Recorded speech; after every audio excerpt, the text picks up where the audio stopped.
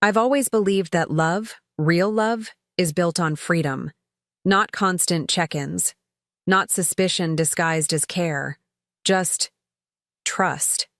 That's what Leonardo and I had. Or at least, that's what I thought. So when he leaned in that evening, kissed me on the cheek and said, "Just grabbing drinks with the guys," I didn't question it. I smiled, told him to enjoy himself, and watched him walk out the door without a second thought. The apartment felt quiet after he left, but not in a lonely way. More like peaceful. I wandered into the kitchen, barefoot on the cool tile, poured myself a glass of wine, and let the soft hum of a jazz playlist fill the space. I remember feeling grateful in that moment. Grateful for the kind of marriage where goodbye didn't feel like a gamble. I had no plans, just a cozy night ahead. Maybe a bath. Maybe finishing that novel on the nightstand. But then my phone buzzed. A call from my best friend, Lucia. She sounded giddy, said she'd just wrapped up work early and asked if I wanted to grab dinner. It wasn't planned, but something about the spontaneity made me say yes before I even realized I was grabbing my purse. I slipped on my flats, touched up my lipstick, and stepped out into the warm evening air, completely unaware of what I was about to walk into. Traffic was light, and I rolled the windows down just a bit to let the night air in.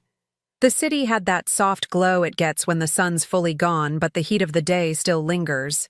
Familiar, comforting. I wasn't thinking about anything in particular, just driving, humming along to the radio. My mind was calm, content.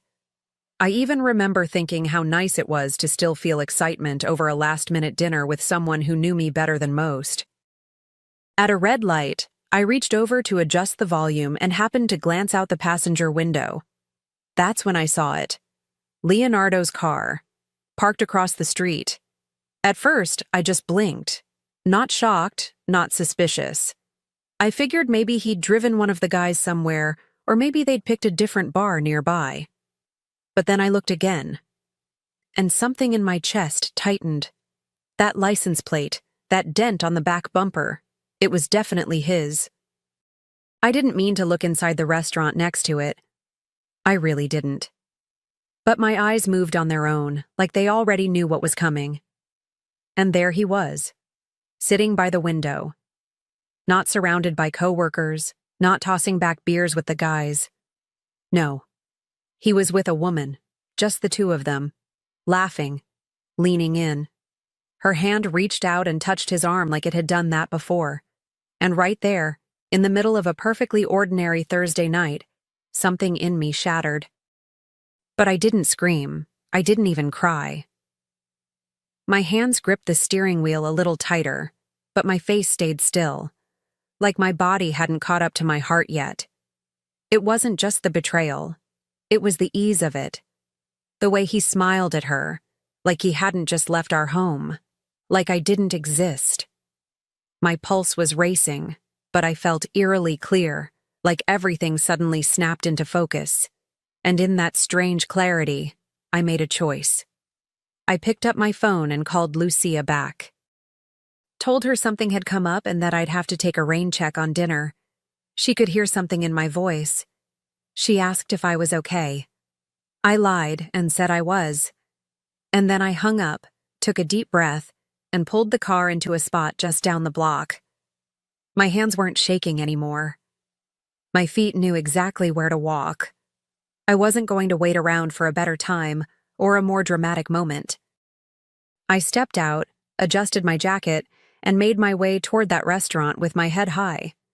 Each step felt heavier than the last, but also steadier. This wasn't the kind of thing I ever thought I'd have to do. But somehow, I knew what came next. I didn't want a scene. I didn't want an apology. I just needed him to see me, to feel the weight of what he'd done. Not later, not through guilt, but right there, at that table, with her. The closer I got to the entrance, the louder the world around me seemed to become. The clinking of cutlery, the laughter spilling out the open doors, the hum of conversations blending together. It was surreal, like I was floating just outside of it all, watching myself walk towards something irreversible. I paused by the glass, just long enough to really look. There he was. My husband. The man who kissed me goodbye not even an hour ago. Still smiling. She was laughing at something he'd said. Her hair was tucked behind one ear, her dress snug and carefully chosen. She looked comfortable. Familiar. Like this wasn't their first time. I noticed the way her body tilted toward him, how his fingers grazed the rim of his glass while his eyes lingered on her lips. They weren't co-workers blowing off steam. They were something else. And my heart, oh, my poor, loyal heart, had no choice but to catch up. I don't know what I expected to feel, but what hit me wasn't chaos. It was clarity. Ice-cold clarity. I wasn't going to make a scene. I wasn't going to fall apart. I wasn't even going to call him. What I was going to do was show up. Fully. Intentionally. If he could lie with such ease, then he could answer for it just as publicly. I took one last breath, smoothed down my blouse, and pushed open the door. The host greeted me with a polite smile, asking if I had a reservation. I shook my head and said, "I see my table." He looked confused, but I didn't stop walking. I wasn't looking for permission. My heels clicked against the polished floor as I moved toward them, heart pounding in my chest like it might break free. Leonardo still hadn't seen me. Neither had she. They were too wrapped up in whatever version of reality they'd created for themselves. And then he looked up. For a second, he didn't register what he was seeing. His smile faltered, like he thought I was a ghost. The color drained from his face, and I swear I saw his whole body stiffen.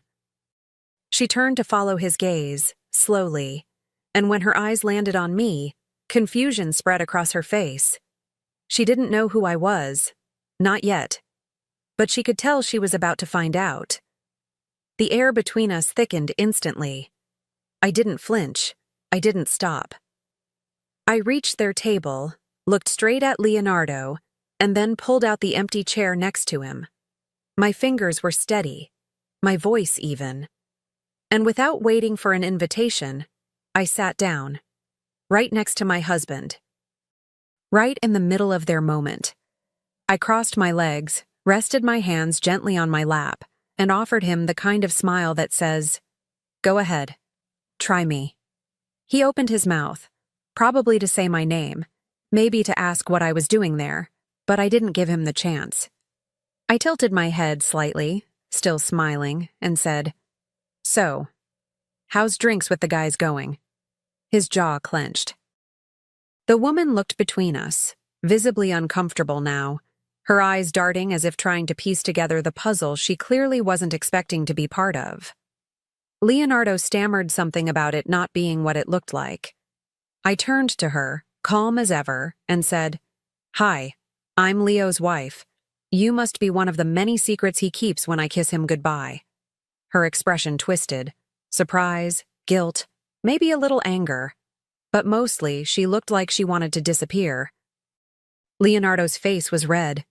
He reached for my hand under the table, a weak attempt at damage control, but I pulled it away before he could touch me. That privilege was gone the moment I walked in. Silence settled over the table like fog. He didn't know what to say. She didn't dare speak. And me? I just sat there letting them sit in it. The truth, the awkwardness, the shame. I didn't need to yell to make my point. I didn't need drama. I just needed them both to feel what I felt when I looked through that window. And right now, they were starting to. But this wasn't the end, not even close. I didn't say another word right away. I let the silence stretch just long enough to become unbearable. Leonardo fidgeted beside me, clearing his throat like that might clear his guilt too. The woman looked like she wanted to crawl under the table, and I honestly didn't blame her. She'd been lied to just like I had, though only one of us had built a life with him. I reached for the glass of water in front of me and took a slow sip, savoring the quiet discomfort. Leonardo finally leaned toward me, voice low, desperate. Camilla, can we talk? Alone? I turned to him and blinked, feigning confusion. Why? Isn't this the company you chose tonight? He tried to whisper something else, excuses maybe, but I cut him off without raising my voice. You lied, Leo. Not just to me, but to yourself. And her. You're not a man who made a mistake. You're a man who made a choice. And that, I think, is what stunned him most. My calm. I turned to the woman again, offering her the courtesy he never gave me. You didn't know, did you? Her eyes welled up and she shook her head. No, she said, her voice barely there. He told me he was separated. I nodded slowly, almost with pity. Of course he did. He's practiced. Her lip quivered. For a brief second, I saw myself in her. Not in this moment, but in the beginning. Back when I believed him too. She looked down at her hands, visibly shaken, and I felt something unexpected. Not anger, but something closer to sadness. Not for him, for her. For the version of me she'd unknowingly stepped into. I didn't come here to destroy her, and I wasn't going to. I came for clarity.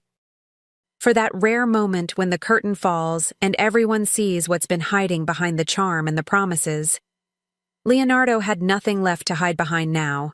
He tried again, reaching for damage control like it was oxygen.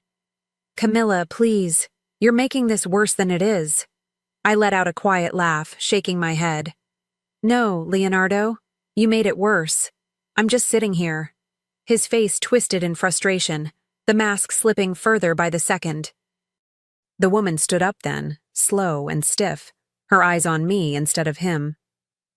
I'm sorry, she said softly. I didn't know. I nodded. You do now. There was a beat of stillness, that kind that only happens when everyone's out of words but full of realization. I pushed my chair back gently and stood. Leonardo followed, fumbling to grab his coat, already trailing behind like he could rewrite the night with one good apology. But I wasn't listening. Not to the pleas, the stammering, or the shame he was finally starting to feel. I was done talking. And I wasn't done walking. I walked past the tables, past the waiters who suddenly had too much to do, past the quiet stares that clung to my back like whispers. I didn't rush. I didn't look back. I walked the same way I came in, steady, centered, and in control. Behind me, I heard him call my name. Once, twice. But I didn't stop. He had my attention earlier, when he lied to my face with a kiss. This was my exit. Outside, the night air wrapped around me like truth. Cold, bracing, impossible to ignore. I stood on the sidewalk for a moment, letting the weight of it all settle. The betrayal, the theater of it, the woman who now had to unravel her own version of Leonardo. But even in all that heaviness, I felt something else beneath it. Something quieter. Something stronger. Like the first crack of light after a long, dark tunnel. I wasn't broken. I was awake. And as I walked away from the restaurant, heels clicking against the pavement, breath steady, heart sore but beating, I knew this wasn't the end of the story. This wasn't the climax. It was only the opening act.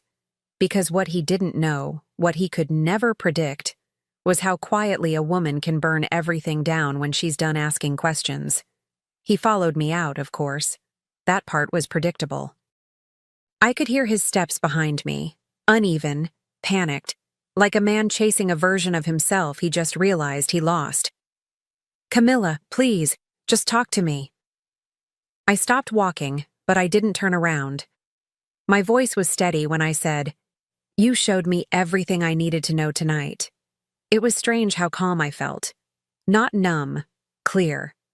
Like my body had finally caught up to what my heart saw at that table. He tried to spin it, said it didn't mean anything, that he was confused, that things had been off between us lately. the classic script. I'd heard pieces of it before in friends' stories, movies, podcasts. I never thought I'd hear it from my husband. But the thing is, once the illusion breaks, it doesn't glue itself back together with apologies. I looked him in the eyes and said, "This isn't about one lie. It's about how easily you told it."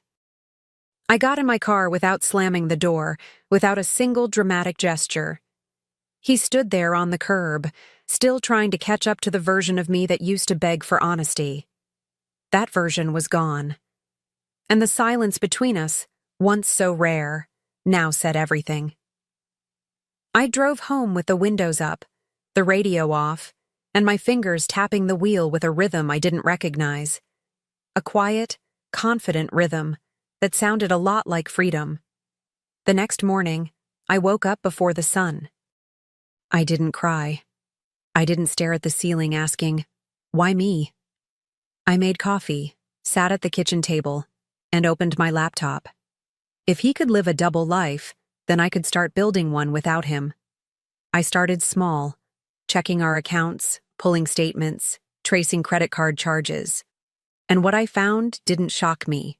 There were more nights like last night. Different restaurants, different dates, same man. Piece by piece, the illusion of our life began to dissolve, not with rage, but with receipts. My hands didn't shake. I wasn't heartbroken anymore. I was working, focused, intentional. I called my cousin Sophia, a real estate attorney who'd always said, "Call me if you ever need to play hardball." I told her it was time. She didn't ask for details. She just said, "I'm on it." Funny how fast people show up when you stop pretending everything's fine. What Leonardo never bothered to ask about during all those years, the inheritance my grandmother left me before we were even married, turned out to be the one thing that gave me full control over the apartment. It was in my name. Always had been. He never cared enough to notice. That's the thing about men like him. They only see what benefits them. Until one day, you show them the fine print, and it no longer works in their favor.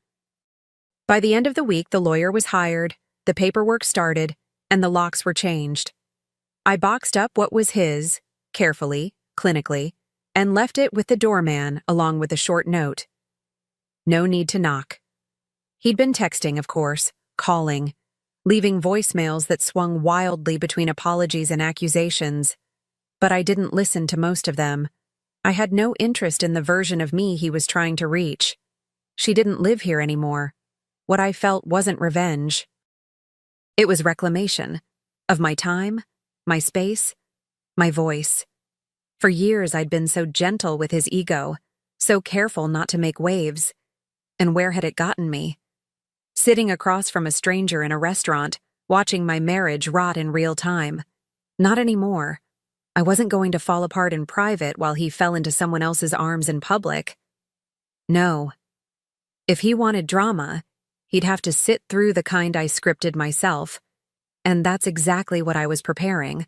A table, a guest list, a toast. He'd never see it coming, because the thing about quiet women like me is, we don't shout when we've had enough. We set the stage. We wait for the moment. And when it arrives, we make sure everyone has a front row seat. 2 weeks later, my apartment didn't just look different. It felt different. Brighter. Lighter. Not because of new curtains or furniture, but because he was gone. The air had changed. It belonged to me now. And so did the evening I'd planned. I sent out the invitations one by one. Mutual friends, colleagues, even a few of his coworkers who'd once smiled at me like I was just the wife. Not anymore. Now, I was the host, the woman with the keys and the wine glasses. The table was set with care, white linen, polished silver, and the good glasses we'd barely used during the marriage. I cooked most of it myself. Not to impress anyone, but because I wanted to. Every plate, every seat, every candle lit with intention. My playlist played softly in the background. People laughed, passed dishes, toasted to nothing in particular. And just when the night felt warm and whole, The doorbell rang. I didn't need to check. I already knew. Leonardo. I let the room go quiet before I opened the door. He stood there, face rehearsed, like he'd convinced himself this was his redemption arc. "Can we talk?" he asked, and for the first time in weeks, I smiled at him. "Of course," I said. "Right this way." He didn't notice the glances exchanged as he walked in. He didn't know this wasn't his stage anymore. He was just a guest, and I was holding the mic. He stood awkwardly at the edge of the room, eyes scanning familiar faces now painted with polite confusion. He opened his mouth like he was about to launch into some heartfelt speech, maybe the one he practiced in the mirror. But I didn't give him the chance. I gently tapped my glass with a fork and rose to my feet. The room quieted, all eyes turning to me. I took a breath, steady and slow, and raised my glass. "To loyalty," I began, letting the word land, "to transparency, and to knowing when to get up from the wrong table." A few people glanced at him, some lowered their eyes. He stood frozen, the smile slowly slipping from his face. And then, without skipping a beat, I reached behind me, picked up the envelope I had set aside, and handed it to him. "This is for you," I said. "I figured if you were going to show up uninvited, you might as well leave with something official." He didn't open it right away, but he didn't have to. The weight of it said everything. The whispers began before he even stepped back. I sat down, calm and unbothered, and returned to my wine. My guests followed my lead. They toasted again, louder this time. The moment had passed, and he had missed his. That was the last time he ever stepped foot in my home. That was the night he learned, I don't chase, I choose. After he left, the air felt different again, clearer, like something toxic had finally been exhaled. The evening went on without a hitch. Laughter returned. Glasses clinked. A friend turned to me and whispered, "That was art." And maybe it was. Not out of vengeance, but closure. I didn't need to scream or break plates or post long rants online. I just needed one moment on my terms. And I got it. Beautifully, decisively, and without shedding a single tear. What no one at that table knew, not yet, was that I'd already started turning a new page. It began quietly. A few late calls with my lawyer. One night we stayed talking after business was done. Then coffee. Then dinner. He wasn't dramatic or flashy. He listened. Really listened. And after so many years of shrinking myself to fit into Leonardo's version of love, I had no intention of rushing. But this time it felt mine. And maybe that's what mattered most. That I finally chose the table, the guest list, the seat of honor. No one handed it to me. No man paved the way. I built it, step by step, moment by moment, from the ashes of what used to be us. And as I poured myself one last glass of wine that night, surrounded by warmth, by truth, by people who actually saw me, I realized I wasn't just healing. I was home. On being alive. That's what my stepmother, Diane, said at the rehearsal dinner, into a mic after her second glass of wine. My dad laughed. So did a few others. But the silence that followed from my side of the room was louder than any toast. I stared at them, the man who raised me and the woman who replaced the one person who never made me feel small. They stood under fairy lights beside the wedding cake I'd paid for, mocking my late mother like it was a game. And that was the moment I knew. There wouldn't be a wedding tomorrow. Not for me. Not with them in the front row.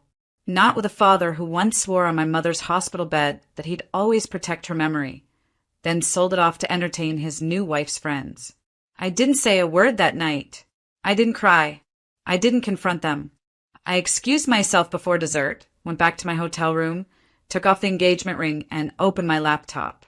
Within the hour, I had removed my name from their mortgage account, the one I co-signed 2 years ago to help them get a better rate when Dad's credit was in the toilet.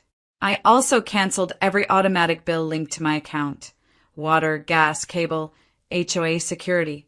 And I sent one text to my ex-fiancé, Brian. I'm not walking into a family that spits on my mother's memory. We're done. No ceremony, no speech, just clarity. By morning, there were missed calls from every direction. Brian, Diane, my father, even one of Diane's friends, texting to ask if I was overreacting. I wasn't reacting at all. I was done.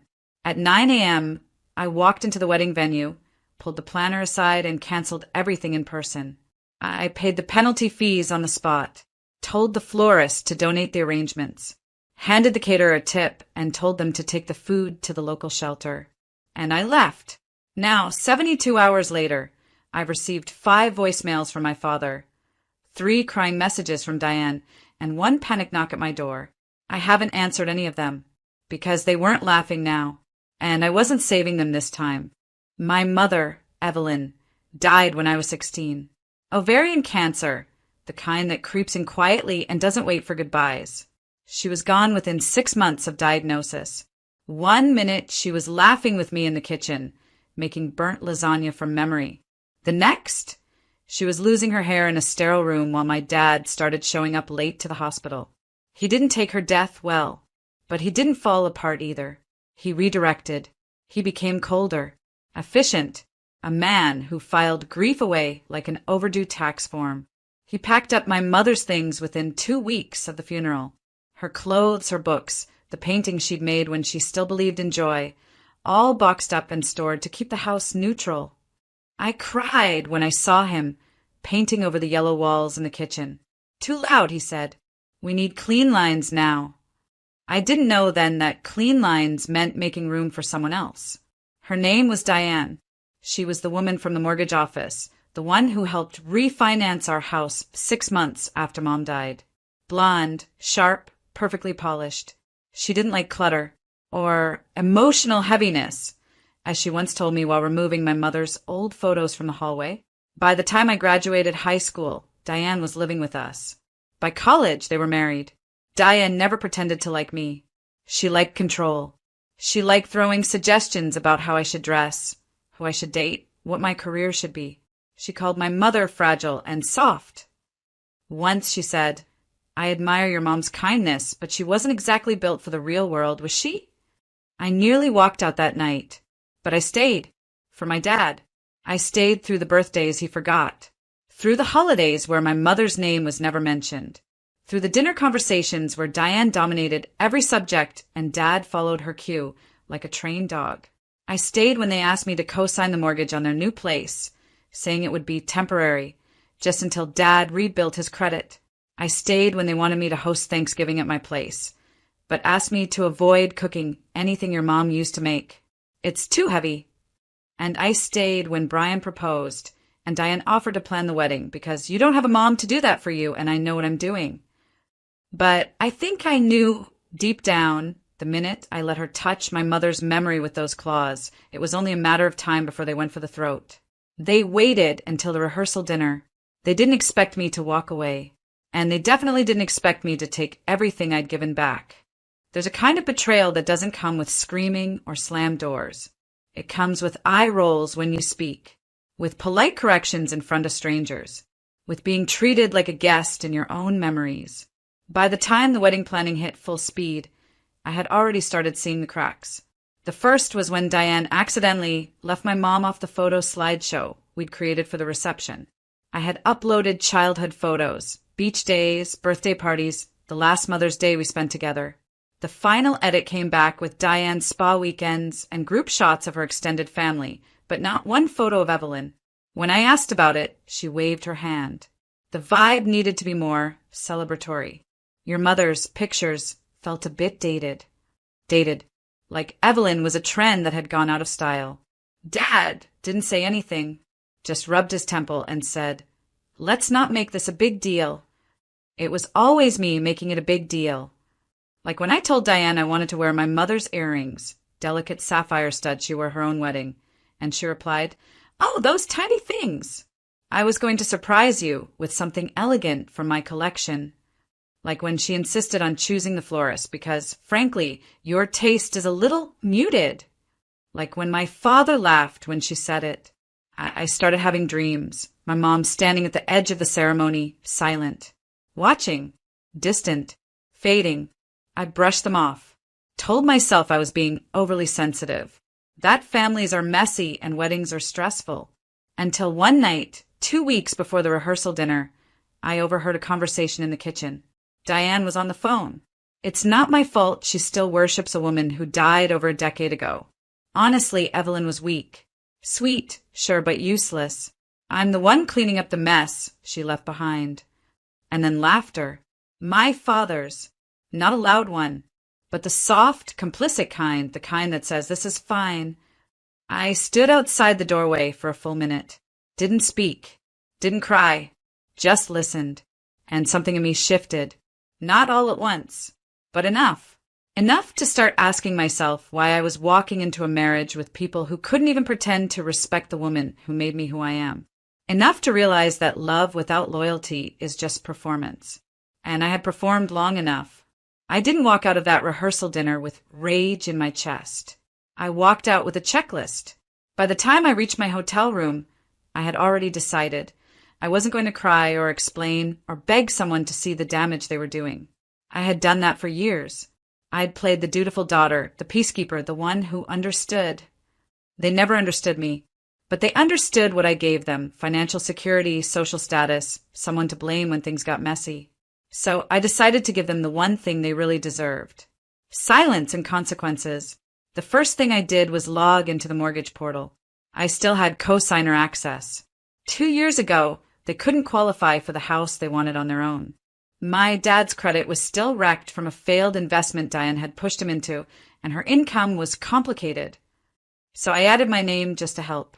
They never once missed a payment, because I set up auto pay for my account for the first 6 months. And when I tried to remove myself last year, Diane called me dramatic, and my dad said, just give it time. We're family. But family ended at that microphone. So I submitted the official request to remove my name as co-signer and owner. My credit was no longer their crutch. Next, I went through every bill tied to my account. Gas, electric, water, internet, HOA, security system. I'd helped them set all of it up. They weren't tech savvy, and I handled the paperwork, which meant most of it still in my name, still billed to me. I canceled all of it in under 30 minutes. I didn't leave them in danger, just discomfort. The mortgage would now be reassessed without my support. Their rate would spike. Their utilities would shut down unless they noticed in time. And their beautiful life, the one they built by burying my mother's memory, would finally cost them something. Then I sent one text to the venue coordinator. Wedding canceled. Deposit is yours. Please donate the food to a shelter and return the florals if possible. I'll cover penalties. No questions. The next morning, I woke up to missed calls. My father's name, Diane's, my ex-fiancée's mother, all blinking on my screen like alarms I no longer needed to answer. And when the first knock came at my door that afternoon, I didn't move. Because the door they slammed shut at that dinner, I wasn't reopening it. The first real fallout hit at 10:47 a.m. the next morning. A voicemail from Diane, voice sharp and cracking. You petty little girl. The power's been shut off. Your father has a heart condition. Do you even care? She didn't mention the rehearsal dinner, or her joke, or the look I gave her as I left the room without touching dessert. Just the bills, the things I used to manage. That afternoon, the venue manager left me a kind voicemail thanking me for the donation. The food had gone to a shelter downtown. The floral company had repurposed the arrangements for a hospice wing. Even the DJ, bless him, said he understood. Meanwhile, I got a frantic call from my dad's accountant. Did you really remove your name from the mortgage? This affects their interest rate, their eligibility. Did you think this through? I did, I said, very carefully. There was a long pause, then a quiet, well, damn. By day 2, the water was off. By day 3, Diane posted a cryptic quote on Facebook. Some daughters are born ungrateful. Some fathers live long enough to regret raising them. She deleted it 2 hours later after someone, probably one of her church friends, commented, "Didn't you make a joke about her dead mother at a dinner party? Maybe reflect a bit." The irony was that I hadn't told anyone. No mass texts, no social media posts, no revenge monologue. But people talk. People always talk when someone so carefully polished starts to crack. On day 4, my father showed up at my door. No call, no warning. Just stood there, sunken, a man who had finally run out of control. He knocked once, then again. I didn't open it, but I watched from the kitchen, quiet, unmoved. He left a letter in the mailbox. It was handwritten. I didn't mean for it to go that far. We were trying to be funny. She got carried away. I shouldn't have laughed. Can we talk? There was no apology to my mother. Just excuses. Just regret that something broke. He still didn't understand. They didn't just mock my mother. They erased her. And now they wanted grace from the daughter they taught to stay quiet. But I wasn't quiet anymore. And I wasn't coming to the door. They asked me to come to the house. Not through a call, not even a voicemail. Just a letter slipped under my door. Trembling handwriting I recognized immediately. My father's. "We need to talk. Please. We can't fix this without you." Fix. That was always his word. Fix it. Cover it. Patch the hole. Paint the wall. Forget what was underneath. But I went. Not for them, for me. To make sure I didn't carry 1 ounce of this forward. When I arrived, the house was colder. Not just emotionally, literally. The power was still off. The heat wasn't running. They hadn't figured out how to re-establish the accounts yet, and the silence in the hallways felt thicker than drywall. Diane sat in the living room, bundled in a coat, her nails chipped, eyes puffy. She didn't say hello. My dad stood beside the fireplace, paper bills in his hand like a child holding a failing report card. "I've contacted the bank," he said. "They said the interest rate jumped. We might lose the house." I nodded. "You might. Can you just co-sign again? Just until we stabilize." My gaze didn't flinch. "No." Diane let out a breath. "This is punishment. You're punishing us for a joke." "No," I said calmly. "You're feeling what happens when someone who supported you stops pretending you deserve it." Her voice rose. "You think your mother was a saint? She left us with nothing. I built your father back from the ground up." "She died of cancer," I said flatly. "And you made a punchline out of her memory." For a moment, no one spoke. Then my dad said she wouldn't have wanted this. I looked him dead in the eyes. She wouldn't have wanted me to stay silent either.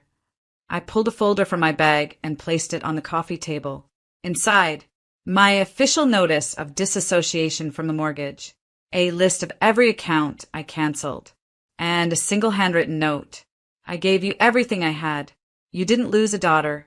You spent her." He didn't open it. He just stared at it like it might catch fire. "I hope you figured out," I said, "but it won't be through me." And I walked out, not with satisfaction, not with hate, but with nothing left in my hands, and everything still intact in my heart. I thought freedom would feel like a wave crashing, but it didn't. It felt like stillness, the kind you only notice after years of noise.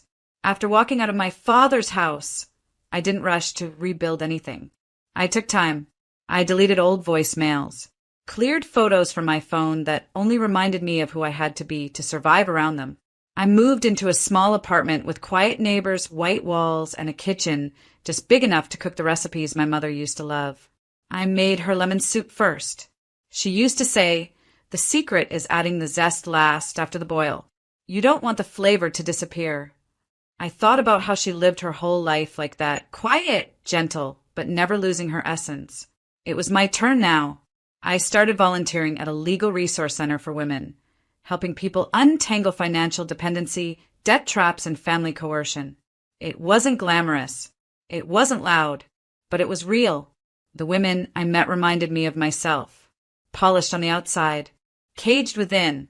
Some were trying to leave bad relationships. Others were just trying to believe they were allowed to want more. One woman, a widowed single mom, broke down when we helped her reclaim the deed to her home from in-laws trying to force her out. "You saved me," she whispered. I shook my head. "No, you just stopped waiting for them to." At night, I walked along the lake near my apartment. No wedding ring, no fiancé, no title, just me, and the ghost of the girl who once begged to be included in rooms that weren't worthy of her. And for the first time, I wasn't surviving. I was living, on my own terms. A month after I walked out of my father's house, a package arrived. No return address. Inside was a photo album, dusty old. The leather cracked, the binding frayed. I recognized it instantly. It was my mother's. The one Diane had boxed up years ago and said was too emotionally loaded for the living room. It had pictures of my mom holding me as a baby, her laughing in the garden, her, and my dad slow dancing barefoot in the kitchen. Little glimpses of softness the world never got to see. Tucked between the pages was a note. Just one line. "I was wrong. I'm sorry, Dad." No signature. No plea. Just paper and ink and finally, silence used the right way. I didn't call him. Not out of spite, but because some apologies aren't meant to reopen a door. They're meant to close it properly. That night, I made tea and sat on the floor, flipping through the album slowly. Page by page, I rebuilt a woman they tried to erase. Not just my mother. Me. The version of me that had stayed quiet to be acceptable. The version that co-signed mortgages and swallowed disrespect just to keep the peace. That woman was gone. And in her place, someone who didn't ask to be respected, but expected it. Someone who didn't mistake silence for strength, but used silence to set boundaries. Someone who remembered her mother not as a shadow, but as the spark. I placed the photo album on the shelf by the window. Not hidden, not archived, visible. Then I opened my journal and wrote one final line to close this chapter. I wasn't the one who walked away from the family. I was the one who finally stopped pretending it was still mine. And with that, I put the pen down. Not out of bitterness, but peace. Because letting go isn't weakness. Sometimes it's the beginning of everything else. She's family pride. That's what my mother said, smirking, when I walked up to my own front door and found the locks changed. Not a joke. Not a mistake. While I was at work, they had packed up my belongings, stuffed them into storage without asking, and handed the keys to my house to my stepsister, Anna, the golden child, the pregnant one, the one who'd never worked a full-time job, but somehow always had a new phone, a new boyfriend, and a new excuse. And me? I was just the one with a salary, benefits, and a mortgage in my name. They didn't even call. No warning. No conversation. I found out when I tried to unlock the door after my shift at the hospital, and my key didn't work. I thought maybe I'd made a mistake, tried it again, then rang the doorbell, and Anna answered. In my bathrobe, holding a smoothie, with my cat in her arms. "Mom said you'd understand," she said, shrugging. "You're good at handling stuff." Behind her, I saw her boyfriend on my couch. The TV was on. My plants had been moved. My mail sat on the dining table, opened. I didn't scream. I didn't demand anything. I just turned around, got in my car, and drove to a hotel. That night, I didn't sleep. I opened my laptop. I pulled up my mortgage documents, my insurance policy, my security system settings, the property deed, every legal tie that connected me to that house. And I started writing a list, not of what they took, but of what I was about to take back. Because I didn't argue. I didn't beg. But when I fought back, their worst nightmare came true. I was never the favorite. Not after Mom married Frank, my stepdad, when I was 9. Before that, it was just the two of us. She worked hard, loved harder, and used to braid my hair while telling me I could be anything. But after the wedding, that version of her faded like old wallpaper. Frank was loud, old school, believed girls needed to be taught their place. He had 2 kids from his first marriage, both older. His son moved out early, but his daughter, Anna, became the center of everything. She was beautiful, spoiled, reckless, and always forgiven. I was the opposite, quiet, academic, obsessed with rules and fairness. I paid for my own textbooks, got a scholarship, and skipped every spring break to work extra hours. Anna, she crashed 2 cars before she turned 21 and once called me a walking resume with no personality. Still, I never held it against her. Not really. I thought eventually if I just kept being dependable, they'd see my value. They didn't. Mom and Frank loved bragging about me to neighbors. Our doctor girl, our stable one, but behind closed doors, I was the default support system. If Anna overdrew her account, I covered it. If Frank needed help refinancing the truck, I walked him through it. When Mom wanted to surprise Anna with a baby shower last year, guess who booked the venue, paid the deposit, and smiled through all of it? I let them use me, because I thought that's what good daughters do. I didn't even blink when Mom asked me to help her and Frank qualify for a home equity loan. They just needed my credit score to strengthen the file. I signed some documents without reading them fully. I trusted them. That trust ended the day they took my house. Let me clarify something. I bought that house on my own. Not with their help. Not with Frank's name on the deed. I worked 2 jobs for 4 years, built my credit, skipped vacations, and ate canned soup long enough to stack the down payment. That house was mine, my safe place, my investment, my proof that hard work mattered. So when I stood on the front steps, staring at a new lock, listening to my mother tell me I needed to make room for family, all I felt was clarity. They hadn't just crossed a line. They'd erased the entire blueprint of who they told me I was supposed to be: useful, quiet, supportive. But I was done performing. And this time, I wasn't going to be the one cleaning up someone else's mess. Looking back, it was never just one moment. It was 100 little signs I ignored.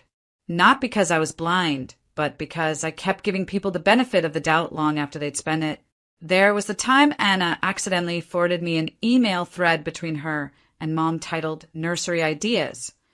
I thought she was excited about being pregnant. But in the email, she said, if Janelle moves out, the guest room could be perfect. She barely lives there anyway. I laughed it off. I lived there full time. I worked 12-hour shifts and came home to collapse into my bed, not socialize. When I asked my mom about it, she said, "Oh, you know how she is. Always dreaming big. Don't take it seriously." Then there was the time Frank asked for a copy of my house key, just in case of emergencies. I told him no, and he seemed annoyed but dropped it. Later, my mother gave him one just for safety. I took it back and changed the code on the garage. They both acted like I was paranoid. "We're family," Mom said. "What are you so afraid of?" Turns out, I was afraid of exactly this. There was even a moment, just weeks before it happened, when Anna walked into my house uninvited. She claimed she thought Mom was here. She sat on my couch, turned on my TV, helped herself to snacks, and left her muddy shoes at the door like she owned the place. When I confronted her, she rolled her eyes. "Geez, Jill, you've got enough space for a dozen people." I didn't see it then, but now I do.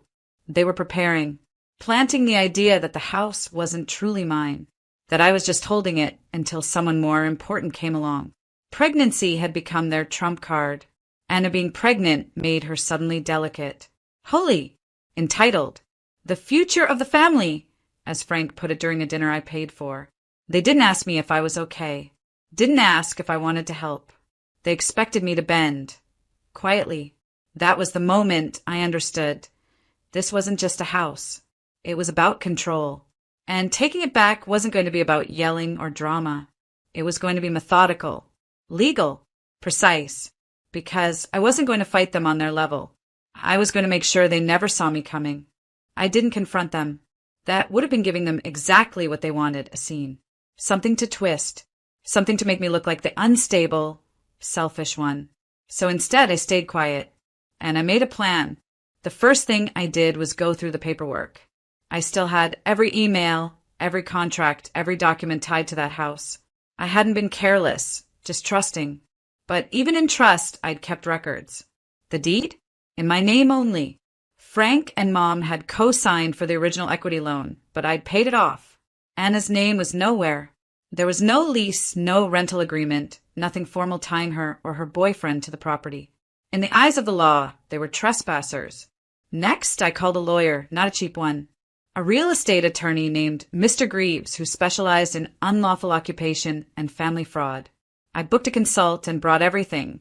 The security footage from the day I was locked out, the messages, the emails, and the footage from my doorbell kept showing Anna unlocking the door after my mother left. He read through the documents, then looked at me and said, "They just handed you a winning case.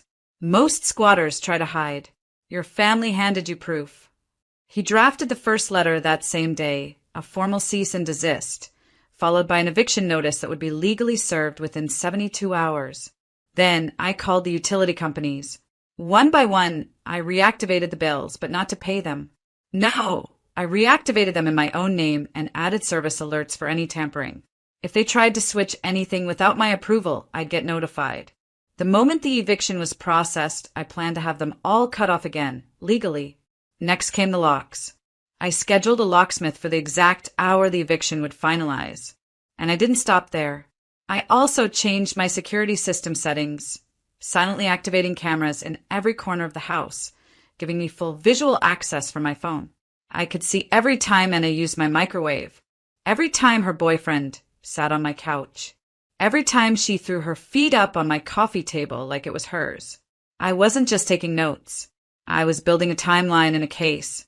Meanwhile, I stayed at a friend's house across town. I didn't tell anyone, didn't post on social media, didn't engage with the frantic messages I was now getting from Mom, who suddenly wanted to talk this out as a family.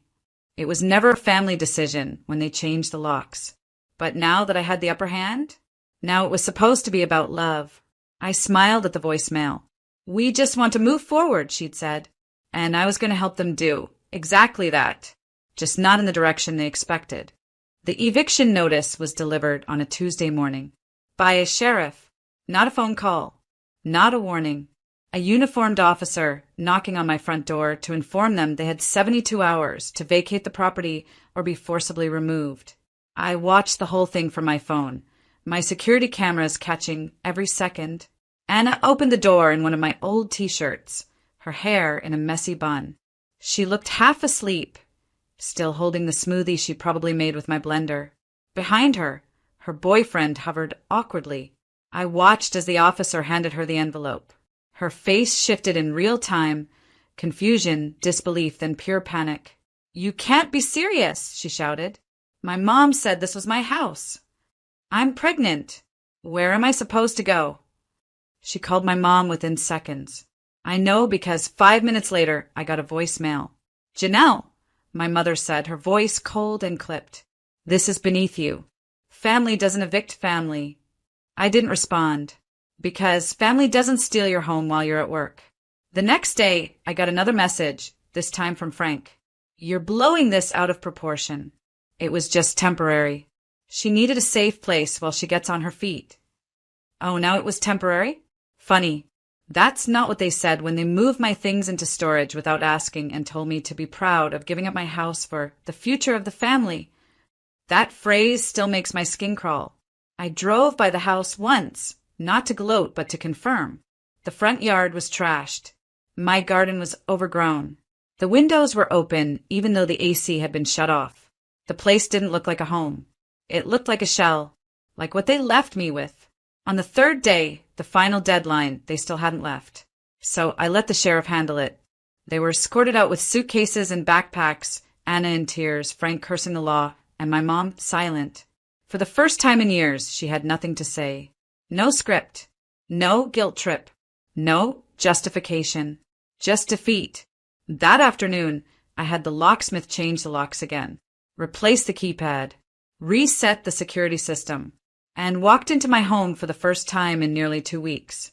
It was a mess, but it was mine again. And this time, I wasn't opening the door for anyone who thought they could take it from me. 3 days after the eviction, the silence broke. Not from my mother, from Anna's boyfriend. A long, desperate text arrived out of nowhere. I know we didn't handle things right, but she's pregnant and we have nowhere to go. Could you at least let us stay until the baby comes? Please. She's not okay. Not okay. Neither was I when I found strangers in my kitchen. When my mother erased my name from the home she watched me build. When I was expected to smile through it for the sake of family pride. I didn't reply, not because I didn't care, but because I finally did. About me. I focused on getting my house back in order. The first thing I did was toss out every sheet, plate, and towel they touched. I deep cleaned the place, scrubbed their perfume out of the furniture, and donated anything that smelled like their guilt. Then I went into the storage unit, the one they dumped my belongings into without permission. It was chaos. Boxes crushed, kitchenware broken, important documents bent or missing. My diploma shoved in sideways under a box of someone else's shoes. I took pictures. Then I called my lawyer. He helped me file a civil claim for property damage and emotional distress. I wasn't expecting much financially, but I wanted it documented. I wanted there to be a record that I hadn't just let this happen. Because that's the thing about people like them. They count on your silence. They think you'll be too tired, too kind, too scared to stand up for yourself. Not this time. And then the ripple effect started. Word got around. Our extended family caught wind of the eviction, of the locks being changed, of Anna living rent-free in a house that wasn't hers. At first, I said nothing. But when my mother tried to twist the story, framing me as ungrateful and bitter, I calmly shared screenshots, legal filings, photos of my house post-eviction, her voice on the voicemail saying, "She's pregnant, Janelle. It's your duty." The narrative cracked. People saw it. A cousin messaged me privately. "We always wondered why you were so quiet. Now I get it." My mom's reputation began to fracture. Anna's baby shower was canceled due to scheduling issues. Frank's boss, who knew me personally, pulled him aside and asked if the rumors were true. They were. And suddenly, the image they worked so hard to polish started falling apart. They'd spent years demanding loyalty, obedience, image. Now, all they had was exposure. And the daughter they'd tried to erase? She had her house, her name, her proof. And the one thing they never expected her to keep, her power. Peace didn't arrive like a parade. It came in small, quiet moments, like making coffee in my kitchen again and realizing I didn't have to ask anyone if they'd used the last of the creamer. It came when I opened the curtains and saw sunlight hitting the hardwood floors I had picked out and remembered they were mine again. Not shared, not occupied, not stolen, just mine. The first night back, I sat on the floor of my bedroom. No bed frame, just a mattress, a blanket, and my cat curled up at my side. The house echoed differently now. Not empty, just honest. And for the first time in weeks, I slept. Deeply. Without checking cameras. Without waiting for another betrayal. The next morning, I started putting my life back together. Not just physically, but emotionally. I canceled therapy appointments I'd been dodging and showed up. I told my story start to finish to a therapist who looked me in the eyes and said, "You weren't overreacting. You were being erased. And you stopped it." That sentence stayed with me. I reconnected with friends I'd pulled away from during the chaos. I hosted a brunch, nothing fancy, just pancakes and good company. When someone asked if I was okay, I didn't say fine. I said getting there. And I meant it. Work got easier, too. My focus returned. My patience felt less like weight and more like purpose. One afternoon, I helped an elderly woman through a difficult diagnosis. And as I sat with her, she squeezed my hand and said, "You have the calm of someone who survived something." I smiled, because I had. I even started writing again, something I hadn't done since college. Not about the house or the drama, but about boundaries, about women who give too much, about daughters who are told their silence is love. I didn't know what I'd do with the writing, but I knew I wasn't done. One day, as I walked home from work, I passed a for sale sign on a small commercial unit, and the tiniest spark hit me. What if? What if I opened a space for women like me? Financial workshops, legal literacy, therapy partnerships, a space where women could come when their own family tried to silence them. I wasn't sure yet, but I'd saved enough, and I wasn't afraid to build something from the ground up anymore, because I knew what it took. I knew what it cost, and I knew what it was worth. It's funny what people think closure looks like. They picture grand gestures, apologies, tears, a scene where the villain says sorry and the heroine walks away in slow motion. That's not how it happened. Closure, for me, came on a quiet Sunday morning, standing barefoot in my kitchen with sunlight on my face, flipping through my mail. Among the bills and local flyers was a small envelope, no return address. Inside was a card. We didn't handle things right. I hope someday you understand that everything we did was for Anna's future. Mom. No apology, just deflection in cursive. I placed the card on the counter. Didn't shred it. Didn't burn it. Just left it there, like a piece of furniture in someone else's house. It didn't belong to me anymore. Because I finally understood something I wish I'd known years ago.